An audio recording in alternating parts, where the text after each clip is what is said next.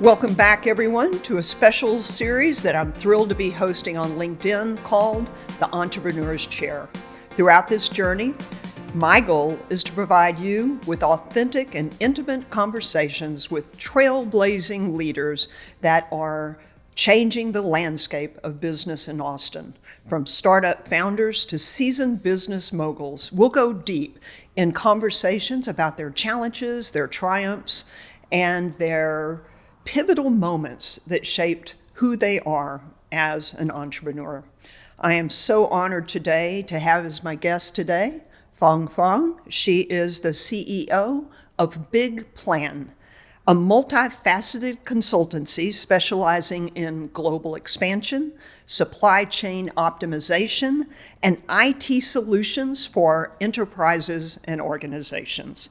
Prior to her role, Fang Fang served as the president and CEO of the Greater Austin Asian Chamber of Commerce. Fang Fang has been honored for her significant impact on both the business and community fronts. Most notably, in 2023, she received the prestigious Women in Business Awards by Austin Business Journal and was recognized as a finalist for the coveted Austin 40 Under 40. She is an active member of the community, serving on the boards or advisory boards of organizations, including the Mayor's Task Force for Women Entrepreneurs, U.S. Global Leadership Coalition, and others. Welcome, Fang Fang. Thank you, Elizabeth. So good to see you. Well, I'm honored for you to spend time with us today, get to know you, a little bit about what you do, so thank you. You have an amazing journey. You basically carved a path coming from China to the U.S. for your studies, your passion for democracy, dream job as a journalist. Tell us a little bit about that journey.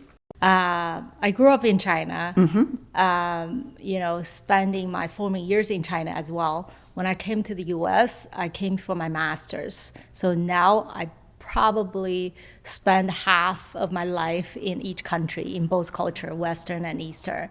So it's a very lucky experience that I had, a journey that I had. So what it brought me to the U.S. is, interestingly, when after I graduated in college in China, I wanted to see outside of my bubble. I wanted to see how, was more freedom of getting the information. Would that change a person? Would that change and shape a society? And I'm not saying it in a politically attacking or criticism way. It's just how you grow up to that point and feeling shocked, realizing how small your bubble was. And I just wanted to expand my bubble. From then on, I think keep learning and bursting my bubbles, expanding my bubbles has been the drive for me to spend the second half of my life so far in the new culture. Yeah. And how did that impact maybe your philosophy of life or your views? How did that transition?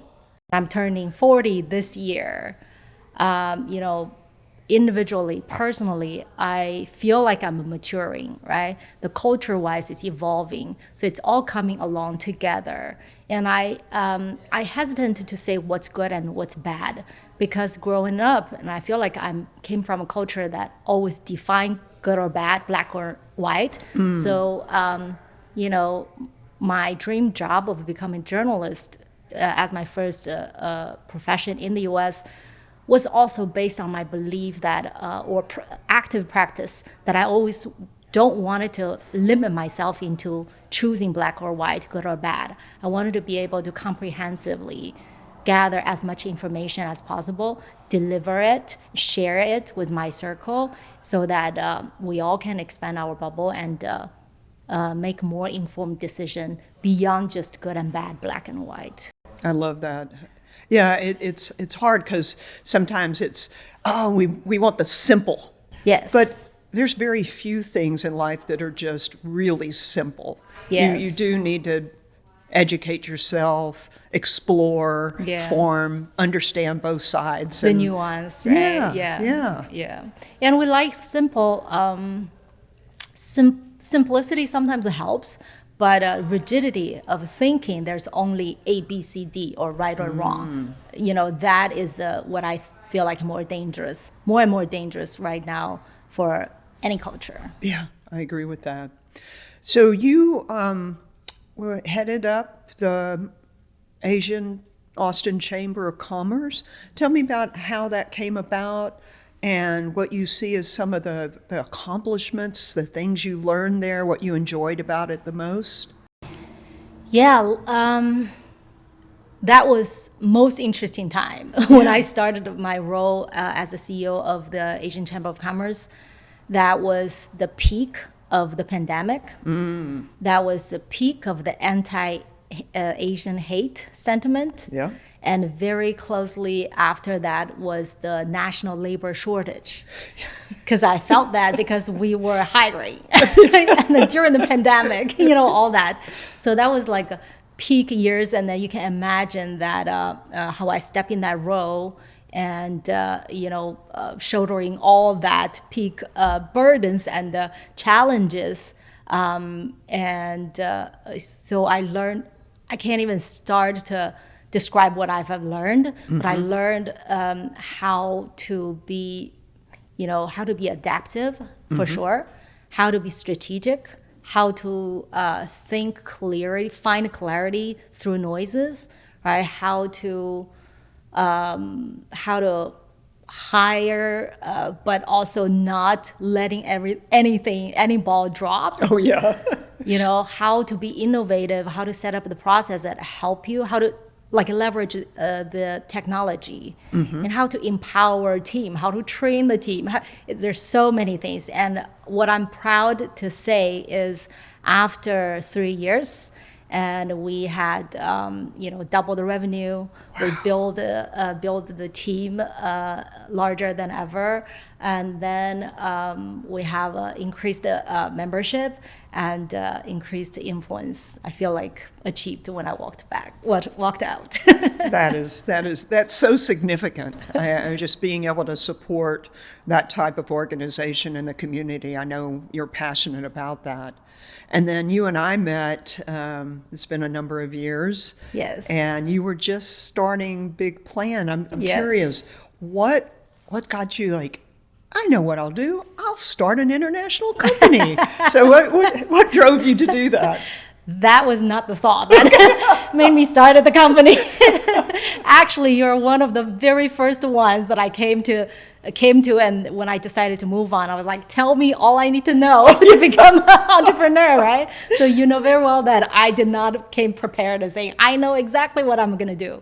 I was lucky enough that one of my mentors who was on my board at the Asian Chamber invited me for a role that I'm really, really passionate about.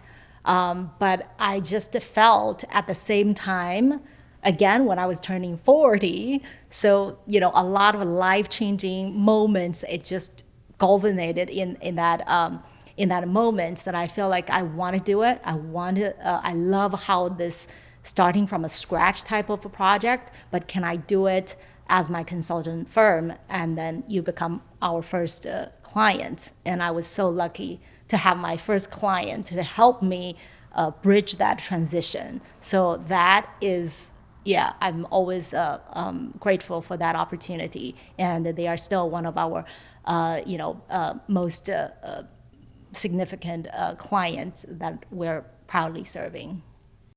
It takes a lot of bravery, tenacity to start a company. Yes. So congratulations on that. Thank you. And I know that you are providing such a depth of expertise. I mean, you've got a skill set, you have a cultural awareness because of basically living in the two environments. Tell me a little bit about what your goals are as far as maybe Asian culture, the U.S. How is Big Plan supporting that? Yeah. you know how you start a company and you give me that canvas, you need to figure out your vision, mission, right? I was trying to figure out all those things.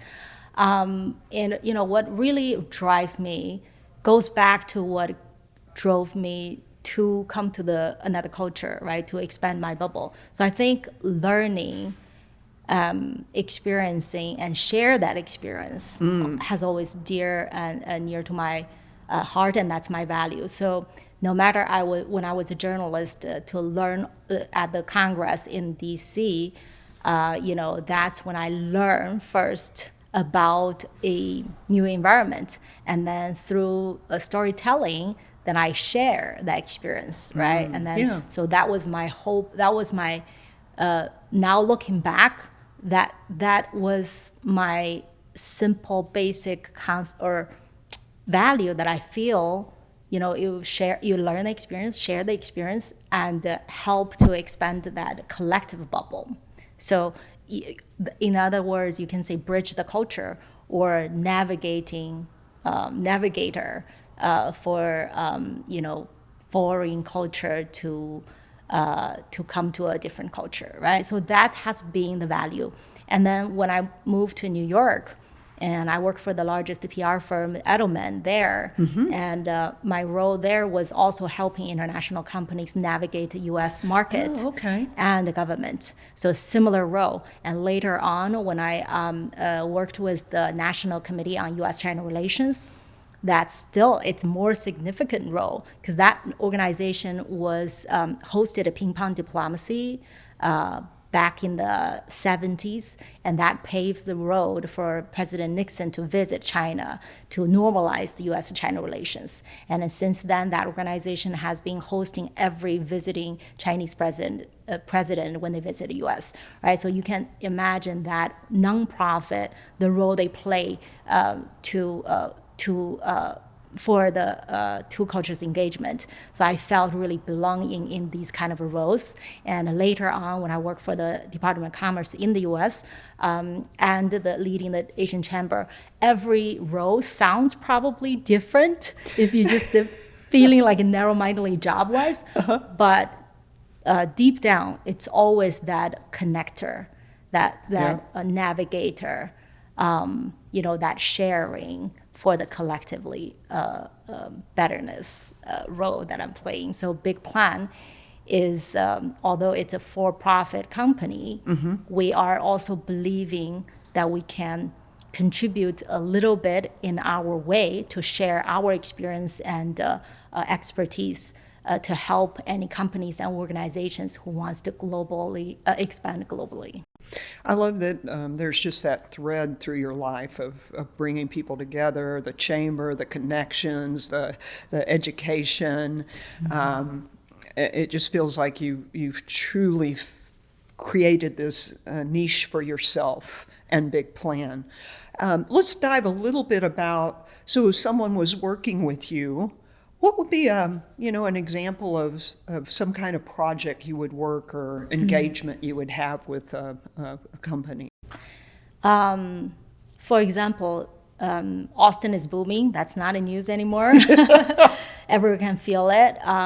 So from the company perspective, international business development perspective, we can feel a lot of companies coming to the area that are driven by two major industry. One is EV, driven by Tesla. One is semiconductor, driven by Samsung, Tokyo Electron, right? So that's basically the cluster that Austin environment is largely at right now. And Austin is known for the international, especially the suppliers in these two industries. So say when one manufacturers from Asia wanted to set up a factory here to be closer to the client and to the supply chain, imagine we setting up the shop in like Vietnam, right? If you don't know anything, you want to find someone who you can trust, who who has an expertise and network to hold your hand to navigate you through the steps. So we are playing that role to guide them through, selecting Austin or any other party in Texas. And then, when you're decided to buy the land, of course, negotiation with incentives with the local government, but also the community relations and, government relations. And then when you started to build construction, right? And then after that, all the service providers, most importantly, supply chain. You have to be, aligned with your clients upstream and downstream, and then business development. Once you set it up, what are you here for? To be able to expand your business. So that's a whole chain of a different service. That's why when someone is asking me, what does a big plan do? It's like, it's always blank. I don't have an elevator pitch. Right. It's more of a learning what exactly are the needs of a company's clients like this, because they come from different needs as well. If they set up a factory, it's different from they are just setting up an office to trade. It's different from that they just wanted to sell to the market. So we we understand clients' needs. We advise them on the best approach possible. There's no one solution for all. Right. And then that's part of our expertise to customize and strategize and design and execute. I love that. So you're looking at what the outcome is, and then walking back, what would you provide to help them get there? That's right. And it just the lessons learned that you've already experienced, the connections, that has to be highly valuable for anyone that works with you. Absolutely. I'm also blessed because of the network, the experience that I've had. This kind of trust doesn't come easily, No. right? How I got my first client, how I continue to get the referrals. It's like, and then it's also responsibility for me, motivation for me to say, I can't fail them, right? I have to give them the most informed, recommendations, because I feel that weight for our clients. That's beautiful. So do you have someone along the way, a mentor or support or some influence that helped you to get to where you are today? Numerous. You're one of them, Elizabeth. Yeah, numerous. And I feel like I'm always so thirsty to learn. Yeah. Like I just know that I have so many blind spots, right? So whoever can help me to realize my blind spot, inspire me to move forward in the hardship, someone who can, validate, my strategy, any different form of help. I view them as my mentor, my helper. Of course, there are, people who, like, I think just, for example, the president of the National Committee on U.S.-China Relations. He is Jewish American, and he had this rare opportunity to study in China, studying Harvard about Chinese, and then worked in the State Department, and then sent to China and experienced that the years when China economy started to booming. So that, and then, he always felt so blessed to have that opportunity that he didn't plan. So he always wanted to give back. So that's why years, decades later, it's all still in the forefront of U.S.-China relationship engagement. And then there's no ending for this project. There's no day and timeline you can say, okay, now we solve the U.S.-China relations, right? Yeah. But people like that who just inspire me tremendously, that how they dedicated whole life for a cause that's so much bigger than them. And no matter how big the setback, how good the times and bad times, they just keep going. I think I'm inspired by people like that, and I try to apply it in my way, and then, hopefully around the people I started to touch. That's beautiful. So how do you see business being able to play a role in addressing social and economic disparities?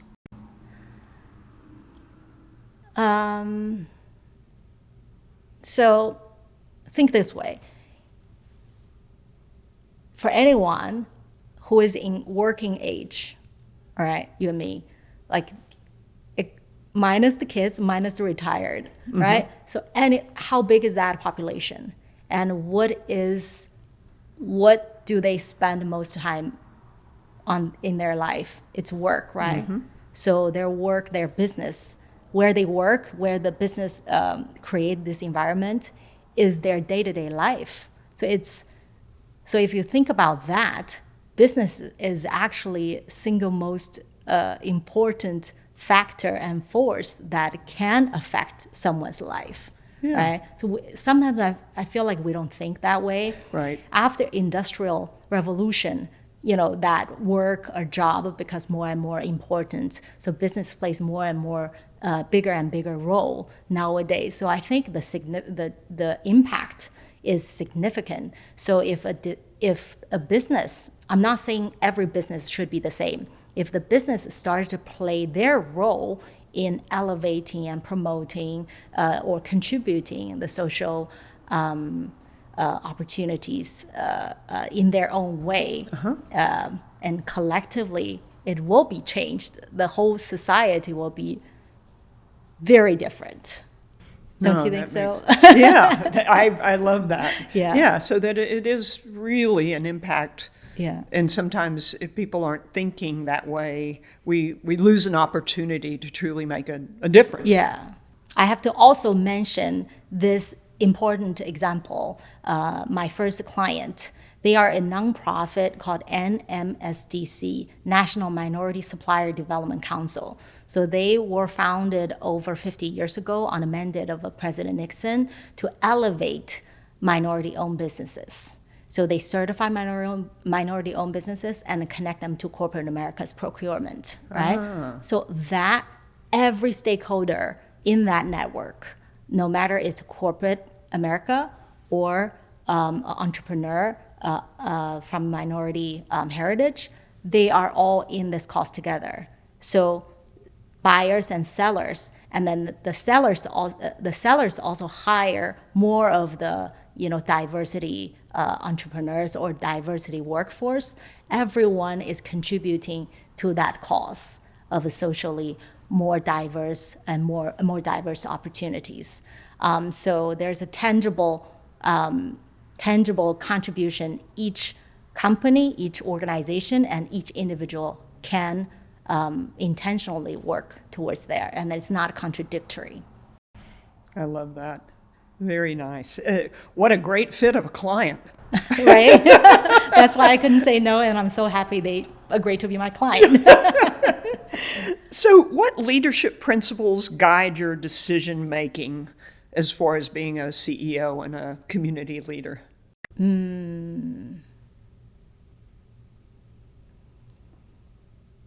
It's going to sound a little bit contradictory because I just mentioned it's not black and white, it's nuanced. But as a leader, I think the ability of remove the noise, see through the clarity and then condense it down to the simplicity, that probably is a core, at least for my experience, that if you can quickly find the basic logic, condense it to the very simplicity, and then translate it into the strategy, translate it into process and procedure, and translate it into company culture. That has been what I found most effective, at least for my type of leadership. Yeah, no, I think you defined that leadership principle of being able to set the vision, and then a lot of people can't bring it down to the ground to make it understandable so you can execute on it.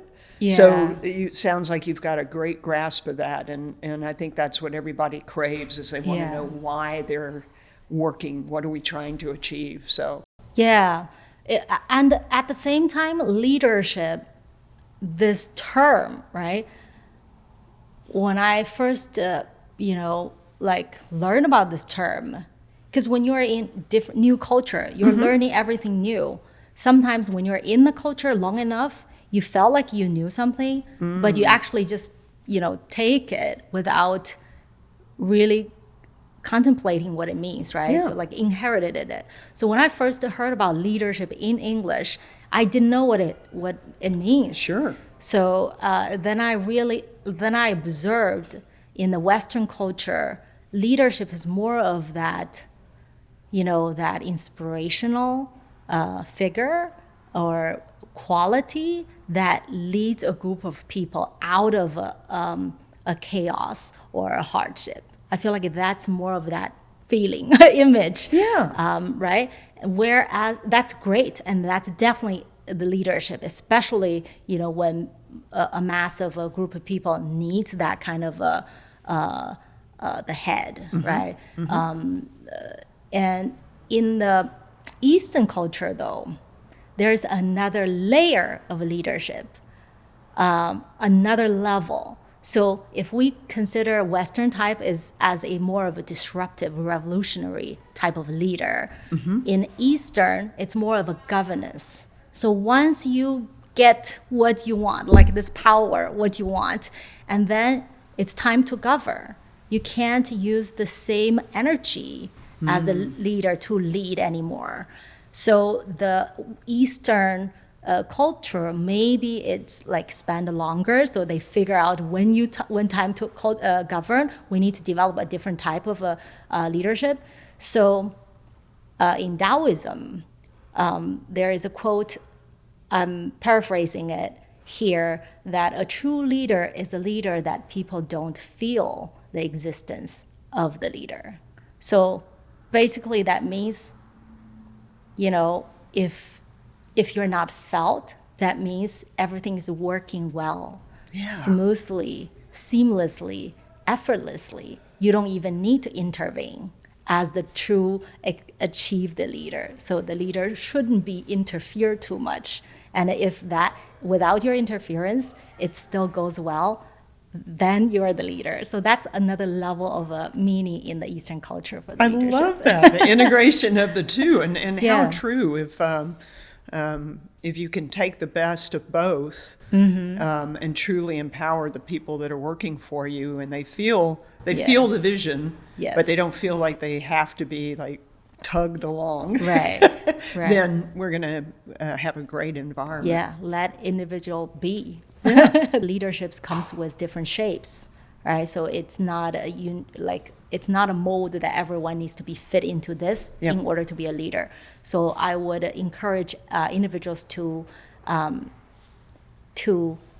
embrace their unique characteristic, unique perspective, first of all, and then leverage it into their leadership to find that comfortness. Because leadership is different, individuals is different, the culture that people are comfortable working with is different, the society that bonded by the culture is different. So allow that diversity, allow that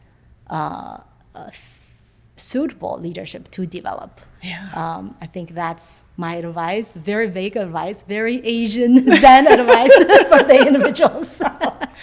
Well, and it's funny because we what I do for a living, I'm always talking about the authenticity of leadership, because not two people are the same. Right. So how do you take what your persona is, what you truly are, and leverage that to be the best leader you possibly can be? Absolutely. I wish I could summarize eloquently as you did. You did an excellent job. So at the end of all the interviews, I like to ask a couple of questions. One is, what authentically makes for a successful entrepreneur? I think you can guess my answer by now, because there's no mode for leadership. There's no mode for a successful entrepreneur either. Actually, it's even more diverse, right? Given what size of the company, what industry you're in, what style you're in. So it's very diverse. So So whatever fits your definition of a success is a successful entrepreneur. Yeah, and it is a hard thing because, Yeah. I think people start businesses like you have. Yeah. You've been doing this for 2 years. Yes. I'm assuming there have been a few challenges along the way. Oh yeah. So what kind of challenges did you face and how did you overcome them? I mean, when I say, oh, yeah, it's not particularly more challenging than anything else. I feel like, yeah, I feel like it's not, at least in my experience, everything could be challenging, but all the challenges could be also learning. So if I view challenges as a learning, it's more bearable. And this is my second time, technically, to be an entrepreneur. Okay. So in terms of a technical, like setting up entities, right? Setting up account, tax and a financial, all those tedious things, we have done it for the first time. So this time is actually more easier to resume. So I'm lucky to have that. And then I have, learn how to build a team from scratch in the most hardest labor market. So that helps us to, build a team Sure. and then train the team as well. And, I'm, my team, my partner is also very tech savvy. Like this AI make intuitive sense to him. So he's like embedding it already in a lot of process, and I'm just amazed and blessed with partners like that and team like that. So the challenges lies in like, for example, if a Chinese company, very legit private company, wanted to do business with the U.S., in this big climate that we're in, they are being subject to many obstacles that they don't understand, they don't even foresee, and they don't know how to handle, right? And then some of them I could advise, we could help them to navigate, but also I feel like, why does it have to be this difficult? Why do we start at this level of